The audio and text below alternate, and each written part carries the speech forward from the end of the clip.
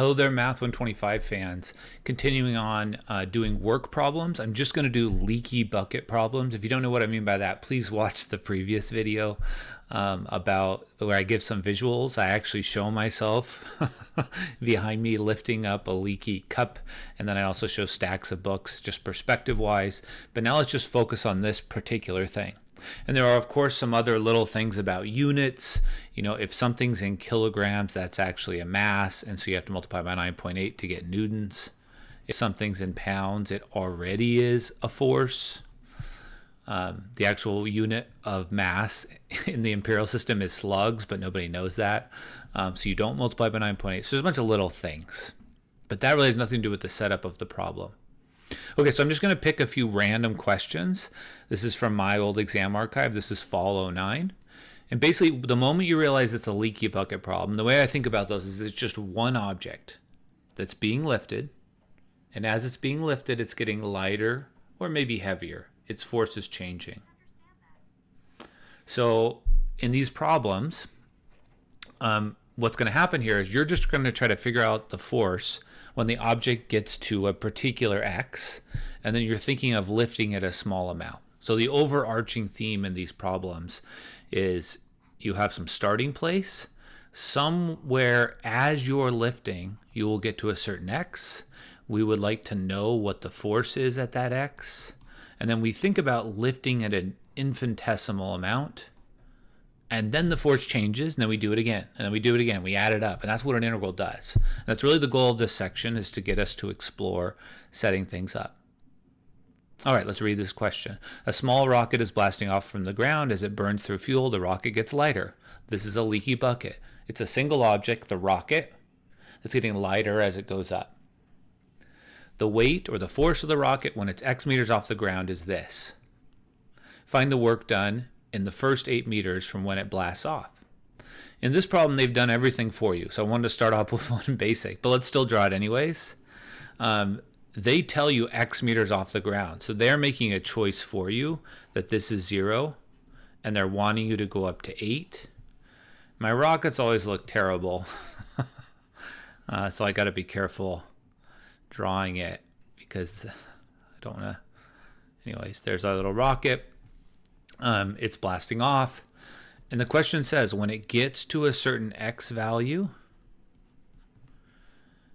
we're going to think about lifting at a small amount because that force is only going to be true for like an instant, and then it's going to change. Okay? So Newton would have said, even though I don't know Newton personally, I'm not quite that old, we did name a force unit after him. So you don't need to multiply by 9.8. It's already been done. They're telling me the formula for the force is 40 plus 50, or I'm right on top of my head. I made it. Before I got my new computer, I couldn't even see where my face was when I was making these. And now I can see and I can point at it. Oh. And I can go out of screen and in screen. Okay, what am I doing? Let's get back. So here's what we want to do. This represents the distance that we're lifting this force. And we're doing it from 0 to 8. I don't know why I wrote 0 here. So we want to do the integral from 0 to 8 of 40 plus 50e to the negative x over 2 dx. We don't usually put parentheses when we're integrating, but it's understood that that's together. So you can also check the units. This is newtons. This is meters, and this would be Newton meters, which is also called joules. Now, I'm just going to look at my notes. You can look and check your calculation. It's a pretty short one, but I got 418.17 joules, approximately. Okay, so there's an example, a relatively simple example. Leaky bucket problems are usually pretty simple. All right, let's try again. So I'm going to grab another one, and we'll talk about another leaky bucket problem. Okay, so here I have sand. Sandbag that's leaking sand. And let's, come on, right over here. Okay, so we have a sandbag leaking sand.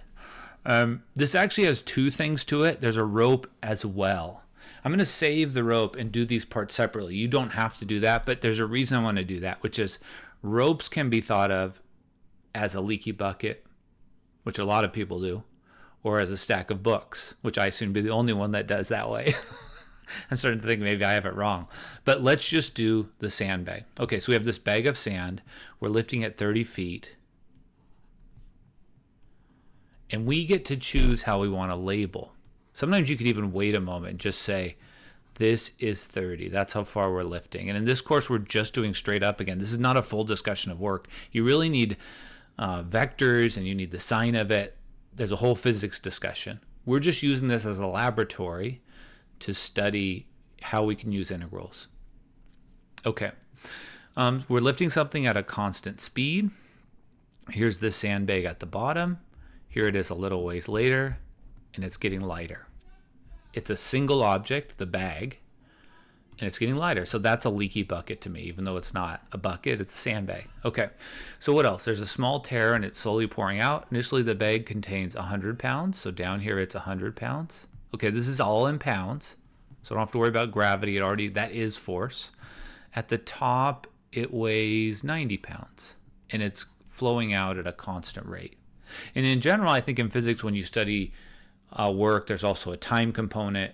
This is a dramatically simplified version of studying work. So talk to your physics instructor if you really want to understand work. Okay, how much work is done to go from there to there if it's going out at a constant rate? Now, in addition, there's a cable that's using it. And that part I'm just going to separate as if it's a different problem. You can do that if you have, if you do the work to lift one object and another object, you can add them together. So there's a separate question to be asked there. But now I need to choose how I want to label it. So let's say I do what I did before and label the bottom 0 and the top 30. And nothing says you have to use Y. You could use, X. You could use Y. You could label the top 0. That's also correct. It's going to change kind of the symmetry of your formula, but you're going to get the same final answer. Okay, so let's say we're at a given X value, and we would like the formula for how much it weighs when it gets there. And if we can figure that out, we're going to do delta X times that. Delta X will be the distance. So you can already see how this is all going to play out. There's going to be a dx, and we just have to do the force. So these questions are fairly straightforward in that you're just trying to integrate the force, but the dx represents that small distance that force is being lifted. Okay. If it's going out at a constant rate, it means it's a line. It means it's linear. Now, what you actually put in these spots is going to depend on your labeling. Since I decided to make the bottom 0, this is going to be 100. If I'd made the top 0, this would be 90. So it just depends on your labeling. As I said, there's a certain symmetry to it. Usually I have to review this in class, but we should know how to find the equation of a line. These are like our output values or our y values. These are our input. So we're going to do 100 minus 90. I always tell students, make sure the y's are on top.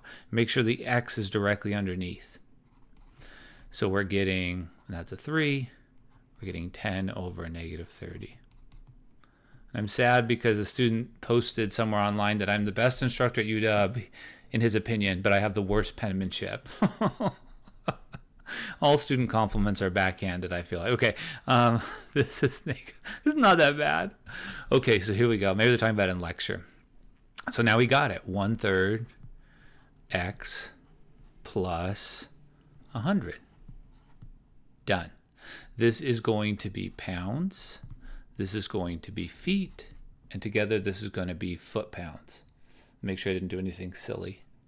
So in my notes, I noticed is if you go back to my spring 2006 exam, you'll see that I labeled the top 0 and I labeled the bottom 30. And it changes the formula to being 1/3 x plus 90. But if you integrate both, you get the exact same thing, just a different labeling. Okay, then I did this and it came out to be, I'm cheating. I'm just trying to talk about ideas because you already know, if those of you who watch my videos and persevere through them, you know that I can talk a long time, and I'm sorry about that, but I want to make sure you understand the ideas. Okay.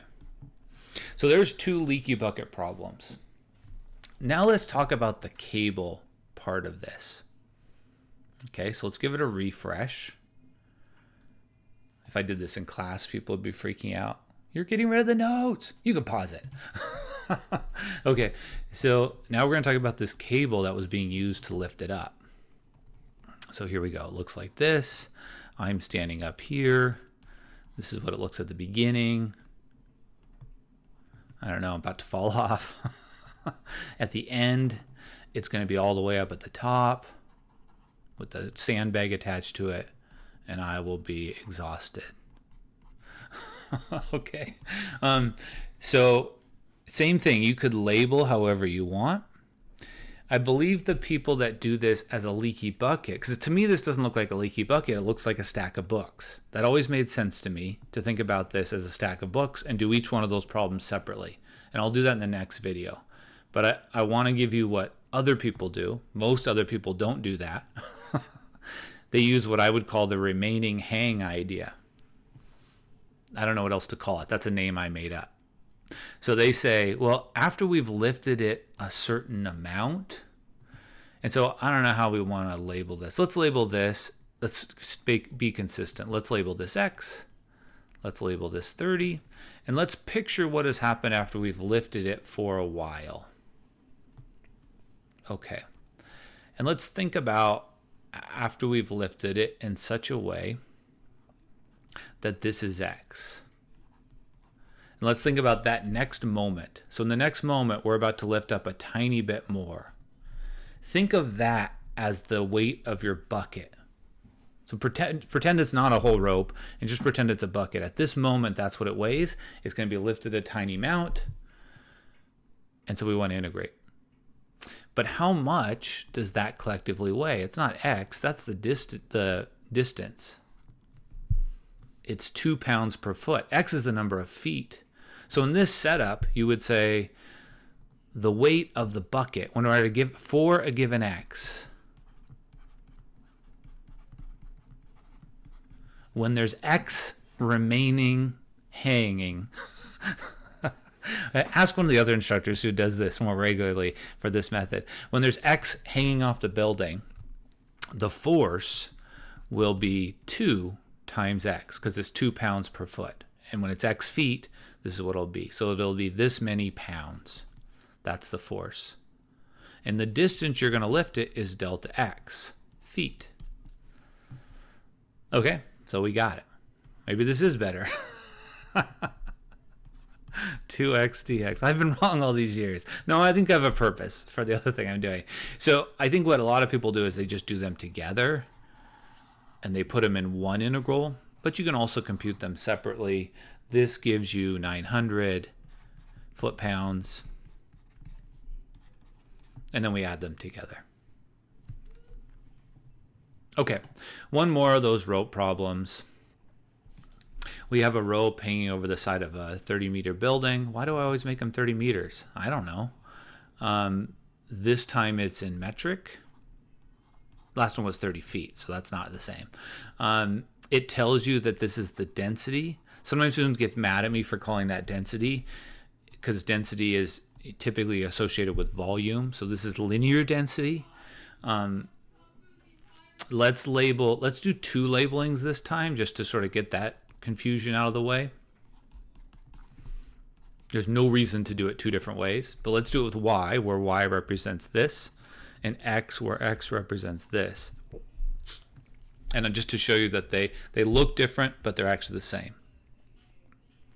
Okay, so the remaining hang idea is what happens when we pull it up for a while and a certain amount remains. In this labeling, that certain amount that remains is this Y. In this labeling, the amount that remains is going to be 30 minus X, because this is X and this is Y. Okay, that part doesn't really matter. How much is it going to weigh? Well, here's what we're going to do. So if you're doing it, let's write it more carefully. So in terms of Y, the remaining weight is Y times 1 over 4.9. You know what? I should have done this right away. I tell students the moment they see those 2 letters next to each other in these problems, multiply by 9.8. 9.8 meters per second squared. That converts the mass into newtons. So this is going to be 2 newtons per meter. I made it nice. 1 over 9.8 wasn't a random number. So this is going to be 2 newtons per meter, and there's y meters. In this other labeling, the force is going to be 2 newtons per meter times 30 minus x. Goodness gracious. Maybe I should plan before I make these videos. I've taught this so much that I just jump right in. Okay, how much work is done in lifting it to the top of the building? Okay, the distance in this remaining hang idea is this. Delta y, delta x. So the 2 ways of doing this is the integral from 0 to 30 of 2y dy, or the integral from 0 to 30 of 2 times 30 minus x dx, and those are actually the same. And in my notes, I did this. It's 900 joules. Actually, it looks like this quarter I actually did it both ways. Okay, so I'm going to stop there, but I hope that gives you the idea of a leaky bucket. And leaky bucket problems, we're thinking of what after I've lifted it for a while, what does it weigh? And I'm going to multiply times this little tiny distance. Okay. Next, I'll talk about a stack of books. And the stack of books is the way you have to think about it when you're doing pumping, but I hope that was helpful.